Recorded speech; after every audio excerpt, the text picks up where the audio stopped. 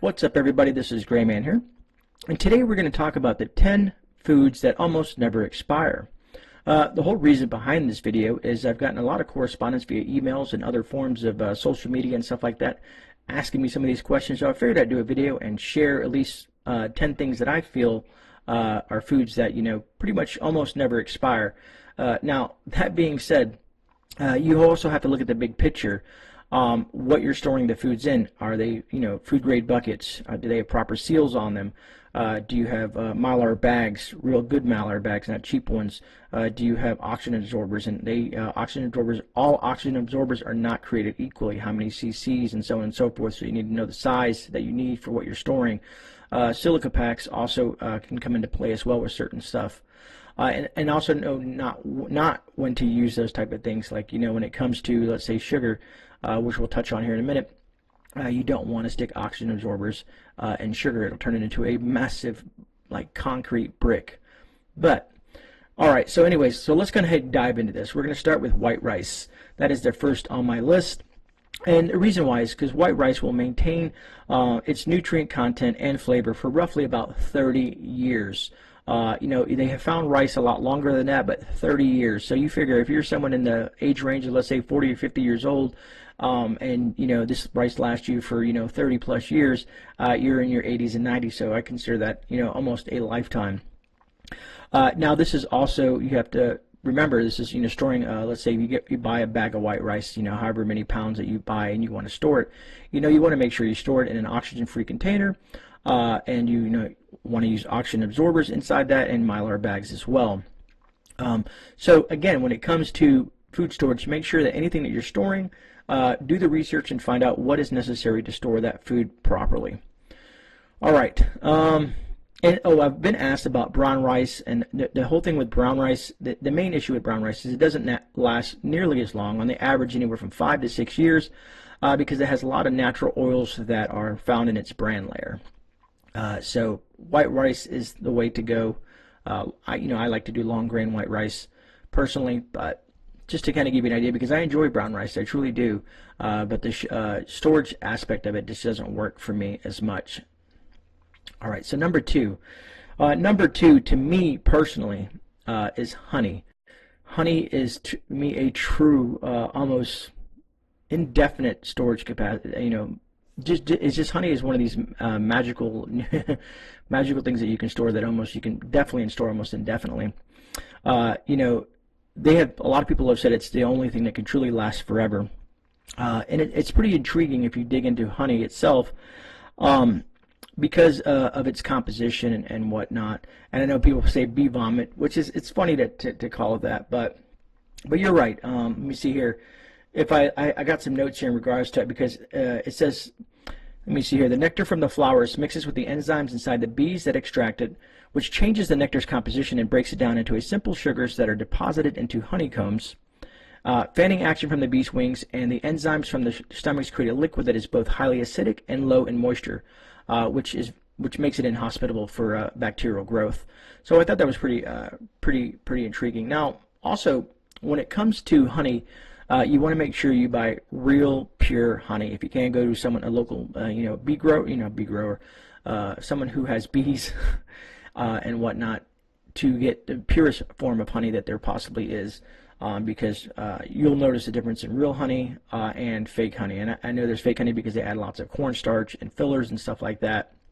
But and I did have a fun fact for you guys in regards to honey, as I have it sitting here in my notes. It says the oldest jar of the sweet stuff ever found is believed to be 5,500 years old. So to me, that is truly multiple lifetimes, 5,500 years old. I thought that was pretty intriguing, and I wanted to share that with you folks. All right, moving on to number three. Number three is salt. Salt has many uses, to add to foods, to help with, boiling water, for meat, people salts their meat to make them last longer, and so on and so forth. But when it comes to salt, it's just something that I feel that everybody should have, because salts, if you look at the history of salt in general, salt was also traded amongst traders just because it was so important. It was a bartering good, salt was. So let me see here. In my notes it says the salt in your cupboard may not last forever, though Morton Salt, which is the brand a lot of you guys are familiar with, points out that adding iodine to table salt reduces the shelf life. So if your container says iodized salt, expect it to last only 5 years. And the reason I put that in my notes is because a lot of people will buy iodized salt. So if you can get the most purest salt, as with anything, you'll get the longest possible shelf life as possible from that. And like I said, it's been used for centuries for preserving other foods because it removes moisture. But salt is a good one to have in your extreme longevity food preservation. Now, number 4, this one might be, and the reason I picked number 4 is one of the things that I prep personally is soy sauce. And people are like, soy sauce, why soy sauce? I like the flavor of soy sauce personally, and soy sauce has a lot of salt in it as well. So like I said, it can depend on the brand and stuff like that. And also, you got to make sure it's sealed and open, but it'll last an extremely long time. Basically, the salt content in the sauce is what kind of keeps it lasting for years and years and years, especially if you store it in a refrigerator or something like that. And if not, if you buy them from the store on the shelf, just don't open it. And there's other ways to store it, but like I said, I can't go into every single aspect of these foods, but just kind of give you an idea of 10 foods that I have chosen for this video. Now, everybody's favorite number 5 is sugar. Now, I know people are going to say, well, what about if you're a diabetic, and what about if you're this and this and that, and stuff like that. I understand that. I used to be a diabetic myself. But when it comes to items that you can use to barter, again, and trade with, sugar will be very important. As with other items that I have on this list, how you store your sugar is going to determine how long it lasts. Powder and granulated sugar are best kept in airtight containers to keep the moisture at bay. Retailers are required to stamp bags and all that stuff like that with all kinds of different dates. But even when sugar is even hard, let's say like sugar cubes and stuff like that, it's still edible. And you can even soften it up a little bit as well.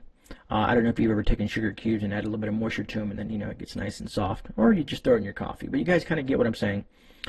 Sugar, me personally, the way I store sugar is again in a 5-gallon bucket in a Mylar bag without the oxygen absorber. Just wanted to clarify that, make sure that, because I've tried it. I remember when I first started doing some of this stuff, I used to use all kinds of different storage things in glass jars and stuff like that. And I thought you were supposed to stick oxygen absorbers and everything, to knock out that moisture. But as I learned, it turned my sugar into a brick. I couldn't even get it out the container. I had to break the container open to get out the sugar, which it might have been still edible, but if it wasn't glass and all the glass particles was in there, you see where I'm going with that. All right, so moving on to number 6, dried beans. As with rice, there's a lot of studies on dried beans that have been found, 30 years plus. The overall quality of, let's say, like pinto beans decreased in some of their research that they did. But me personally, I do kidney beans, black beans, some garbanzos, and some other stuff like that. But key takeaway from storing your dry beans is here. I got it noted that it says in an emergency situation, at least 80% of consumers, the protein digestibility was found to remain stable over long periods of time. So the protein inside the beans, up to 80% of the proteins were still stable to consume and whatnot. Hopefully that makes sense. And a lot of folks probably do dry beans. They do, I think, dry canning and stuff like that when it comes to beans. But dry beans, I know some of you guys have canned goods when it comes to beans and stuff like that. But again, it has to do with moisture and the way it's being stored. Not to say that canned beans don't last for quite some time as well, but for the longevity of almost forever, dry beans is the way to go when it comes to beans. And look at some of these beans like lentils and stuff like that as well. All right, moving on to number 7. I have on my list maple syrup. Maple syrup, I have a lot of the, I store pancake mix. And you're like, pancake mix? Well, you can make your own pancake mix if you store flour and stuff like that. Excuse me. But, if you have pre-done pancake mix, some people like to make pancake mix and themselves and stored in a 5-gallon bucket with Mylar and oxygen absorbers and all that stuff in there. But along with, like how sugar is and whatnot, and honey, maple syrup basically has almost an indefinite shelf life. Again, due to its resistance to microbial growth and stuff like that. So basically, you want, if you're storing maple syrup, you want to keep it in an unopened container, and basically it will dang near last forever. There's also information if you see stuff like, if you ever, let me see, what do I got here? Sometimes you'll see some people who have stored, because I have it in my notes here, it says some people have stored maple syrup for long periods of time and they see mold form on the surface. And so I found out that if you just bring it to a boil and skim the surface and pour into a clean container and then refrigerate, you can still reuse that maple syrup. Hopefully that helps anybody out there who's ever ran into that situation. And again, like I said, don't listen to me. Do some research on that, and you'll find the same information that I have found doing my own research and bringing this to you. All right, number 8 is powdered milk. Now, I know some people say the taste is not that good, Gray, but one of the main reasons powdered milk exists is because it lasts a lot longer than refrigerated milk. It's also easier to carry and transport, and it stores just way longer than any fresh milk possible out there. Me, again, I store a lot of things. I use buckets. Buckets you're going to see is a common theme with long-term storage, again with the Mylar bags and oxygen absorbers in there. And you want to properly, like I said, when you do your research, make sure that these buckets are food grade. You want to make sure you have the seals on the inside of the bucket lid. And like I said, your oxygen absorbers have to be rated. There's certain cc's, and it can go from just a few, like 50 cc's to 2,000 cc's. Just make sure when you're preparing these things how many cc's that you should have per volume for the food that you're storing. Now, number 9 is going to be a win for a lot of folks. And the reason I say this is because we've talked about it. It also makes another good bartering and trade system. Pretty much everything on this list will make a great for trading and bartering with other folks when it comes to certain stuff. But number 9, hard liquor. And what I mean by hard liquor is, let's say some of your whiskeys and your vodkas and stuff like that. You don't want the creamy liqueurs because, with all that cream and stuff in there, it's going to change the different rate of oxidation of that liquor, especially once it's open and whatnot. So basically, hard liquor, if you have a bottle of vodka or something like that, it pretty much almost probably lasts indefinitely. And also there's many uses for it, again, for trading, but also, some people use it to cook with, some people use it to disinfect things with. There's, like I said, and some people just use it to drink and have a good time and kick back, especially if you're in a shift scenario and you just want to, I need to relax a little bit and calm the nerves, and they want to, just have a drink, and break the monotony up. Now, and again, like I said, make sure when you're looking at different, hard liquor, you're looking at the ones that have the shelf life, because, like I said, anything with anything added to it, it's probably going to be a lot different shelf life than some of the other ones. Like, like I said, there's what is it? I'm trying to think of the name of it. I don't know. There's all these kind of pre-mixed drinks. I wouldn't go with that. I would just go with the straight hardcore liquor. Now, number 10, I've been doing research on this, and I want to make some of this myself. And I learned it. Where did I learn it from? I learned it from one of the shows that I watched, and then started doing research on it. And I'm probably going to pronounce it wrong, so I'll probably put the name of it right down here. But Parmesan. It's something, and I even wrote notes about Parmesan, so I can make sure that I know what I'm talking about, right? So Parmesan is a paste of dried and pounded meat mix with melted fat and other ingredients originally made by North American Indians and later adapted by Arctic explorers. The secret to Parmesan's long shelf life is its life is in properly running the fat from the meat. The Parmesan can be stored in airtight containers without refrigeration in cool, dark, and dry places. If made and stored properly, it can last for years or even decades. They've also, if you find some of the research on this, I've learned that it can that they have found ancient Parmesan from a long time ago that still held to what it was. You know what I mean? And again, when you make it, look at all the different recipes out there, because depending on what you make it with, it's almost like beef jerky. You know what I mean? Beef jerky can last quite some time, and it's very similar in that fact because they're removing the moisture, they're adding salt. But some people like to get creative with it, and they want to add some fruits and stuff like that, you know, some dried fruits, let's say dried cranberries, dried blueberries, and stuff like that, and make this kind of like whole, I guess you can call it like, let's say, a protein bar. But it's truly intriguing. So if you guys haven't heard of this, you guys should definitely look it up. It's one of those foods that can be a lifesaver, to be honest with you. And it's packed with protein and nutrients. You know what I mean? We look a lot of what the Native Americans and other folks used to survive. And, you know, a lot of survivalists will talk about this. A lot of survivalists out there and channels out there have talked about this in different recipes and that they make. But like I said, a lot of it is made from, you know, dried meats from big games, animals and stuff like that, you know, let's say like elk, buffalo, moose, deer, and so on and so forth. And like I said, they ground it into a kind of, let's say, a powder and then mixed with, you know, berries and whatnot. And like I said, rendered fat.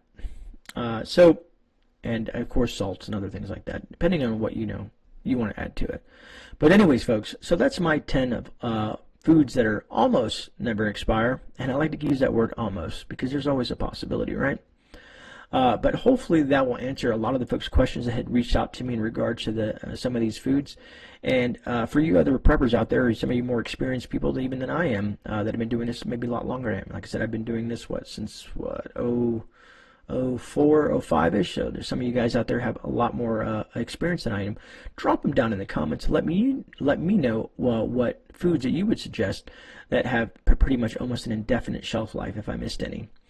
Again, this is GreyMan. I appreciate everybody stopping by, watching this video, and if you got some value out of this, please give this video a thumbs up. If you're not subscribed, please subscribe and drop a comment down below. Look forward to seeing you guys tomorrow. What is tomorrow? Tuesday night. So Tuesday night, we're going to kind of have a special. I'm going to be bringing a guest on. Some of you folks may know them, Homestead Oz, you know, Lynn and Wayne. They're going to talk to us about what's going on in Australia. A lot of bad things are going on. They've written me multiple emails of some really serious things down there in regards to lockdowns and all kinds of bad stuff like that. So we're going to have a conversation with them, and we're going to, because they can't really speak about it over there, so they're going to share it with us. They have a lot of information they want to share with us, the community. So please look forward to that tomorrow night at 9 p.m. Eastern Standard Time, live on the Grey Exchange. All right, this is GreyMan. I'm out. I'll see you guys in the rebound. God bless, and have a wonderful day.